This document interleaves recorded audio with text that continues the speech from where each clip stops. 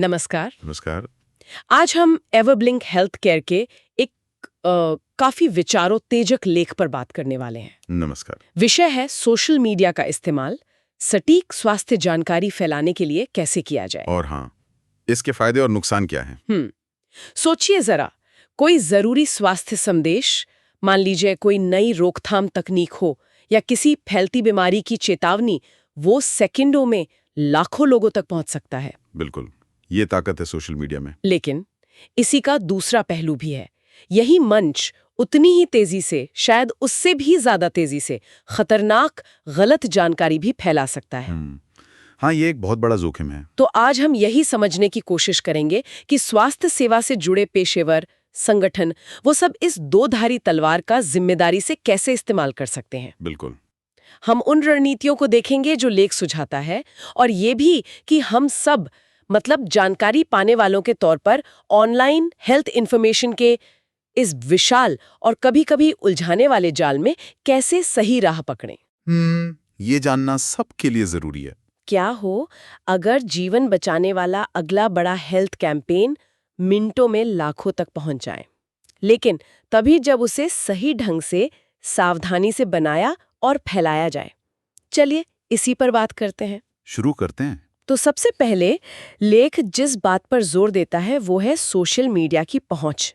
कमाल की पहुंच है। हाँ, अभूतपूर्व पहुंच। Facebook, Instagram, Twitter, TikTok, WhatsApp, ये सिर्फ नाम नहीं है, ये ऐसे माध्यम हैं जो ज्योग्राफिक सीमाओं, भाषाओं और अक्सर सामाजिक आर्थिक रुकावटों को भी पार कर जाते हैं। बिल्कुल। और ये सिर्फ संख्या की बात नहीं है ना? ये उन लोगों तक पहुंचने की बात है जिन तक शायद पारंपरिक तरीके से पहुंचना मुश्किल हो या बहुत महंगा हो। हाँ, लेख में शायद जिक्र होगा दूर दराज के गांव या शायद शहरी बस्तियों का, जहां स्वास्थ्य सेवाएं कम हैं लेकिन मोबाइल फोन, इंटरनेट वो पहुंच रहा है। सही बात है। तो इन मंचों से जरूरी हेल्थ जानकारी सीधे उनके हाथ में पहुंच सकती है। और ये सिर्फ पहुंचनी, स्पीड भी है। हाँ, वहाँ बिल्कुल बहुत मोहर है।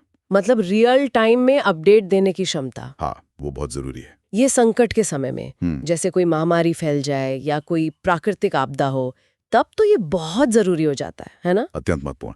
सोचिए जब कोई नई बीमारी फैलती है, जैसे पहले जीका था या अभी हाल का कोविड का अनुभव। हाँ बिल्कुल। स्थिति तो हर घंटे बदल सकती है। सोशल मीडिया से स्वास्थ्य अधिकारी फौरन अपडेट दे सकते हैं। रोकथाम के तरीके, लक्षण क्या हैं, मदद कहाँ मिलेगी, ये सब हम्म लेख में शायद इस बात पर भी जोर दिया गया होगा हाँ, कि कैसे टीकाकरण अभियानों में अपॉइंटमेंट स्लॉट, कौन योग्य है, वैक्सीन सुरक्षित है या नहीं, इन सवालों के जवाब देने में सोशल मीडिया कितना कारगर रहा। सही। ये रफ्तार वो अखबार या टीवी के लिए मुमकिन नहीं है।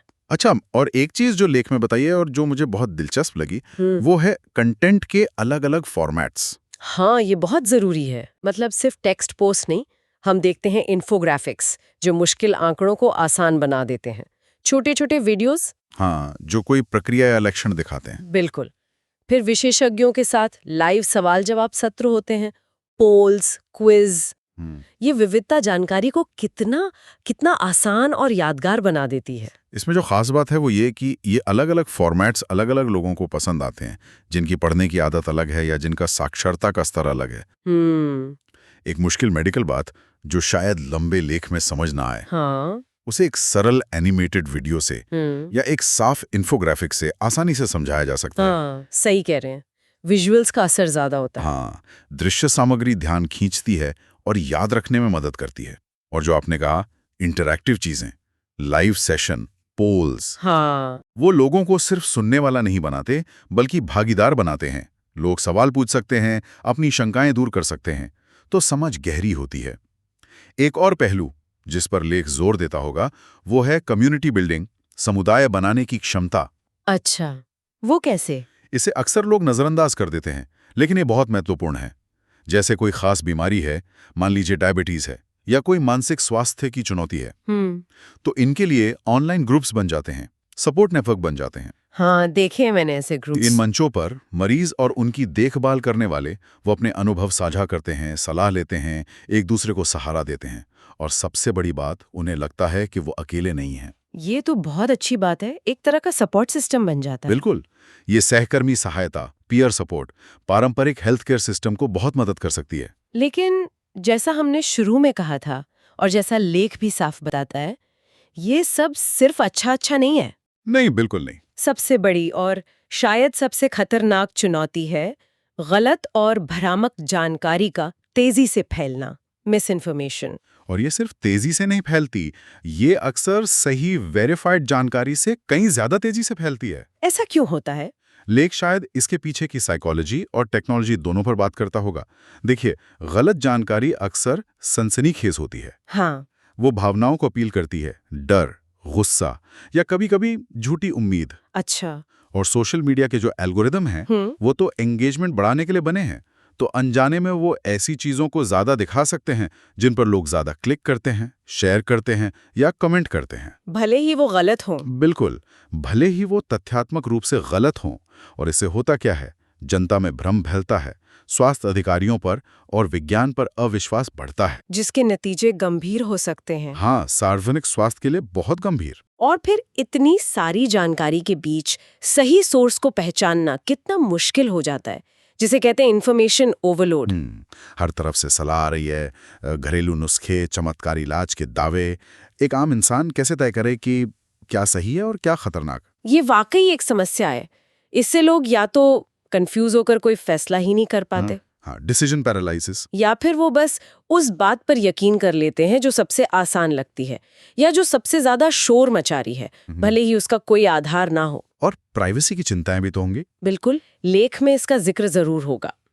लोग अक्सर बहुत संवेदनशील स्वास्थ्य जानकारी ऑनलाइन शेयर कर देते हैं, जिसके गलत इस्तेमाल का खतरा रहता है।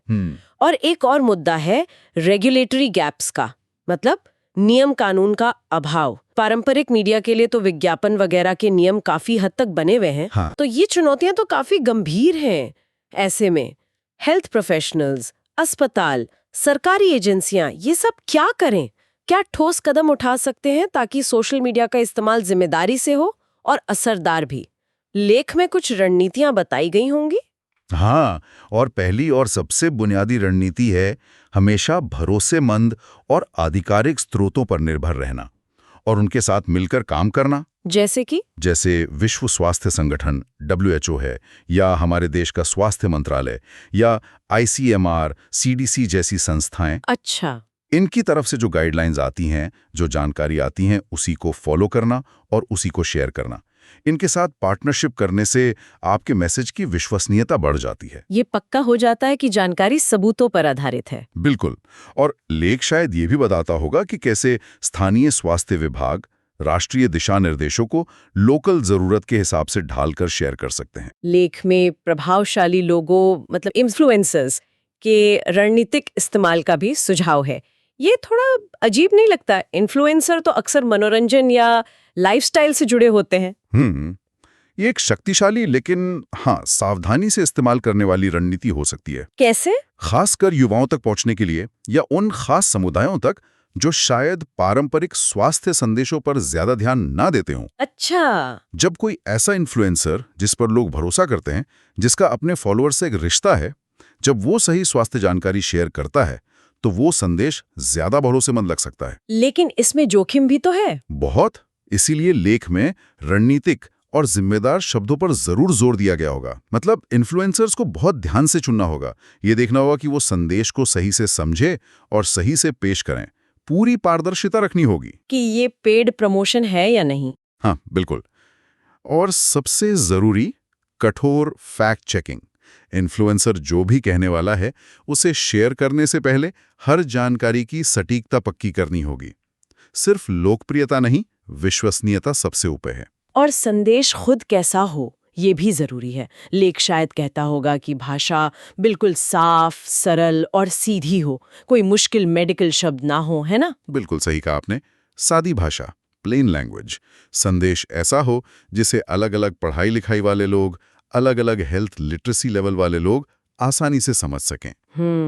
मतलब लंबे लंबे वाक्य नहीं, मुश्किल शब्द नहीं, और जैसा हमने पहले कहा, विजुअल एड्स, साफ चार्ट, इन्फोग्राफिक्स, छोटे वीडियोस, ये मुश्किल चीजों को आसान बनाने में बहुत मदद करते हैं। जानकारी को छोटे छोटे हिस्सों में तोड़ना। हाँ, स्नैकेबल कंटेंट, जैसा शायद लेख में कहा गया हो, ऐसी जानकारी जिसे लोग चलते फिरते जल्दी से देख और समझ सकें। एक और अहम रणनीति जिसे लेख जरूर बताता होगा, वो ये है कि इसे सिर्फ एक तरफा भाषण ना समझें।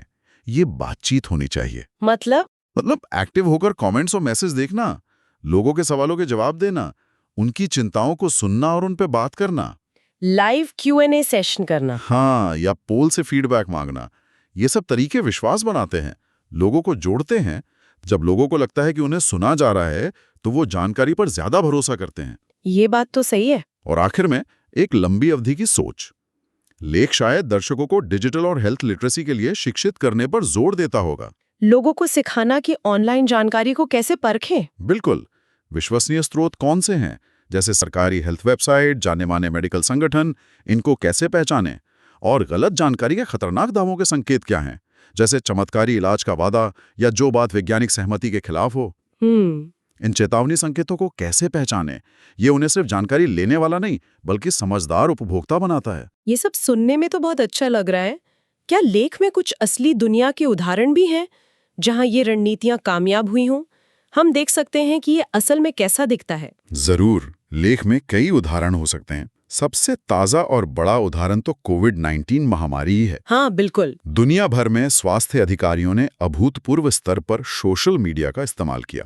उन्होंने रियल टाइम में वायरस के फैलाव, रोकथाम के उपाय, मास्क पहनना, दूरी बनाना, लक्षण और फिर बाद में वैक्सीन की सुरक्षा और असर, इन सब पर जानकारी देने के लिए फेसबुक, ट्विटर, इंस्टाग्राम, टिकटॉक सबका इस्तेमाल किया। और वो लाइव सेशन भी करते थे। हाँ, सीधे जनता के सवालों के जवाब दिए। जो अफवाहें और गलतफहमियां फैल रही थीं, उनका खंडन करने के लिए मिथ बस्टर्स जैसी सीरीज चलाईं। चुनौतियां बहुत थीं, खासकर गलत सूचना की, लेकिन ये कम्युनिकेशन का एक जरूरी टूल साबित हुआ। हाँ, वो तो एक बहुत बड़ा उदाहरण था। मुझे कुछ और अभियान भी याद आ रहे, शायद लेख में उनका जिक्र हो, जैसे मानसिक स्वास्थ्य जागरूकता के लिए #BellLet'sTalk। हाँ, कनाडा में। या भारत में पोलियो उन्मूलन अभियान में भी शायद सोशल मीडिया का रोल रहा हो। और स्तन कैंसर जागरूकता के लिए #PinkOctober जैसे हैशटैग अभियान। बिल्कुल। ये दिखाते हैं कि सोशल मीडिया सिर्फ बीमारी फैलने के वक्त ही नहीं, बल्कि लंबे समय तक चलने वाले स्वास्थ्य लक्ष्यों के लिए भी काम आ सकता है। ये बेहतरीन उदाहरण है। ये दिखाते हैं कि कैसे सही रणनीति वाले सोशल मीडिया अभियानों से असली असर पड़ सकता है। #BellLet'sTalk जैसे अभियानों ने मानसिक स्वास्थ्य पर बातचीत को सामान्य बनाने, उससे जुड़े कलंक को कम करने में मदद की और लोगों को मदद के लिए सही जगह से जोड़ा। #PinkOctober जैसे ग्लोबल अभियानों ने स्तन कैंसर की जल्दी पहचान के महत्व के बारे में जागरूकता फैलाने के लिए इन्फोग्राफिक्स, लोगों की अपनी कहानियां, एक्सपर्ट सलाह, इन सब का असरदार इस्तेमाल किया। हाँ। शायद ये भी बताता होगा कि कैसे इन अभियानों ने यूजर जनरेटेड कंटेंट को बढ़ावा दिया, जहां लोगों ने अपनी कहानियां शेयर की, जिससे अभियान और भी शक्तिशाली और भरोसेमंद बन गया। सही बात है। तो ये सफलताएं दिखाती हैं कि जब सही ढंग से किया जाए तो सोशल मीडिया सेहत सुधारने में एक पॉजिटिव ताकत बन सकता है। तो ये सब हमें कहाँ ले जाता है? अगर हम भविष्य की ओर देखें तो एवरब्लिंक हेल्थ केयर का लेख क्या कहता है? सोशल मीडिया पर हेल्थ कम्युनिकेशन का भविष्य कैसा दिखता है? क्या ट्रेंड्स हैं? लेख शायद भविष्य को इनोवेशन, पर्सनलाइजेशन और बढ़ती इंटरैक्टिविटी के संगम के रूप में देखता है। अच्छा। एक रोमांचक संभावना है आर्टिफिशियल इंटेलिजेंस यानी AI का इस्तेमाल। AI वाले चैटबॉट्स 24/7 लोगों के बुनियादी स्वास्थ्य सवालों के जवाब दे सकते हैं या उन्हें सही संसाधनों तक पहुंचा सकते हैं। AI एल्गोरिदम शायद व्यक्तिगत हेल्थ प्रोफाइल, दिलचस्पी, यहाँ तक कि भाषा के आधार पर स्वास्थ्य संदेशों को तैयार करने में मदद कर सकते हैं, जिससे वो ज्यादा प्रासंगिक और असरदार बने। और इंटरैक्टिविटी की बात, क्या हम सिर्फ टेक्स्ट और वीडियो से आगे बढ़ेंगे? हाँ, ऐसी उम्मीद है। ऑगमेंटेड रियलिटी, AR और वर्चुअल रियलिटी VR जैसी टेक्नोलॉजी में हेल्थ एजुकेशन को बदलने की क्षमता है। जरा समझाएंगे? सोचिए, आप अपने फोन से देख सकें कि कोई खास कसरत कैसे करनी है, या फेफड़ों पर स्मोकिंग के असर का एक 3D मॉडल देख सकें। वाह। लेख शायद इंटरैक्टिव सिमुलेशन या गेम्स का भी जिक्र करता होगा, जिनसे सेहतमंद आदतें सिखाई जा सकती हैं या मुश्किल मेडिकल प्रक्रियाएं समझाई जा सकती हैं। इससे सीखना ज्यादा दिलचस्प हो जाएगा। हाँ, ज्यादा आकर्षक, यादगार और शायद कम डरावना भी, लेकिन टेक्नोलॉजी से हटकर भी। लेख का मुख्य संदेश शायद यही है कि भविष्य उन हेल्थ प्रोफेशनल्स और संगठनों का है जो सटीकता, पारदर्शिता, सहानुभूति और लगातार दर्शक जुड़ाव, इन बुनियादी सिद्धांतों को अपनाते हैं। तकनीक तो एक साधन है, लेकिन भरोसा और मानवीय संबंध ये हमेशा असरदार हेल्थ कम्युनिकेशन की नींव रहेंगे। जो लोग इन सिद्धांतों को अपनाएंगे वही तकनीक का सबसे अच्छा इस्तेमाल करके जागरूक, स्वस्थ और सशक्त समुदायों को बनाने में सबसे आगे रहेंगे। तो इस पूरी चर्चा को समेटते हुए हमने एवरब्लिंक हेल्थ केयर के लेख के आधार पर देखा कि सोशल मीडिया हेल्थ कम्युनिकेशन के लिए एक बहुत शक्तिशाली टूल है, पर ये एक दो-धारी तलवार जैसा है। इसमें जाने बचाने की अपार क्षमता है। ये जानकारी को सब तक पहुंचाता है, समुदायों को जोड़ता है, लेकिन साथ ही ये गलत जानकारी, भ्रम और नुकसान फैलाने का जरिया भी बन सकता है। बिल्कुल। सफलता की कुंजी, जैसा कि लेख बार बार कहता है, एक संतुलित, सोच समझकर और रणनीतिक तरीके से काम करने में है। इसका मतलब हुआ? मतलब हमेशा भरोसेमंद स्रोतों पर टिके रहना, अपनी भाषा साफ और सरल रखना, सिर्फ अपनी बात कहना नहीं बल्कि दर्शकों से एक्टिवली जुड़ना और लोगों को डिजिटल रूप से साक्षर बनने में मदद करना। ये संतुलन जरूरी है। हाँ, सोशल मीडिया की पहुंच और तेजी का फायदा उठाना और साथ ही इसके खतरों, खासकर गलत सूचना के फैलाव से बचने के लिए एक्टिवली काम करना। और जैसा कि हम समाप्त कर रहे हैं, हमेशा की तरह एक विचार छोड़ जाते हैं जिस पर श्रोता आगे सोच सकते हैं। हाँ, सोचने के लिए एक महत्वपूर्ण सवाल ये है, जैसे जैसे AI, AR और दूसरी टेक्नोलॉजी स्वास्थ्य संचार में और ज्यादा जुड़ती जा रही हैं, हम ये कैसे सुनिश्चित कर सकते हैं कि ये नई चीजें स्वास्थ्य में जो असमानताएं हैं उन्हें कम करें, बढ़ाएं नहीं? ये बहुत जरूरी सवाल है। हम कैसे गारंटी दे सकते हैं कि जो लोग डिजिटल डिवाइड के दूसरी तरफ हैं वो पीछे ना रह जाएं, और ये कि तकनीकी तरक्की के साथ साथ नैतिक सोच और डिजिटल हेल्थ लिटरेसी भी उसी रफ्तार से आगे बढ़े, ताकि हर कोई ऑनलाइन स्वास्थ्य जानकारी के इस मुश्किल जाल को आत्मविश्वास और समझदारी से नेविगेट कर सके।